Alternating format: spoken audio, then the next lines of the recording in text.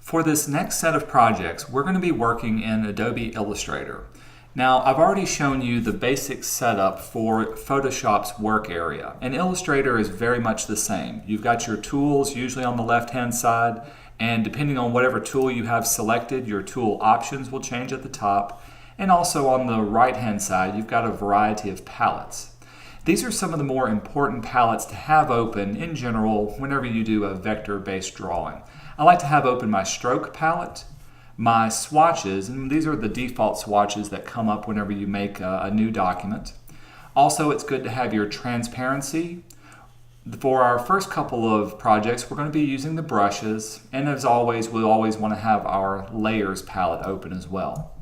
Some additional ones that are really good and handy to work with are your Pathfinder, your alignment, and also some of your appearance panels.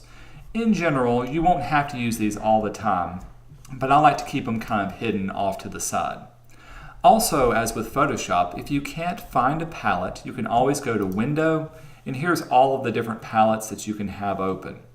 Do pay attention that here is your application frame and also your tools, because a lot of times you can't find those. Another good little palette to have open or to know where to find them are all the different libraries that we'll be having. If you look at the very bottom, there are some brush libraries, and these will allow you to open up different brushes. There's also some Swatches Libraries, and these will give you different color and gradient swatches that you can use depending on what kind of project you want to work on.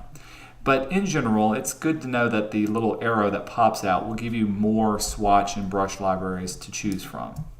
The final thing to note, if you go up to your window, you have your different workspaces you can work in. Just like with Photoshop, depending on what you do, you may want to automatically have certain palettes and tools already open. So by default, the Essentials is usually open. However, I've got mine set to Painting right now. If you do have a certain set of palettes that you like to have open, you can save your workspace. So since I've got one called Ben's Way, that's just my way of to work whenever I'm in Photoshop or Illustrator. And you can save that specific workspace and open it up again and even change it over to a different computer if that's the way you work.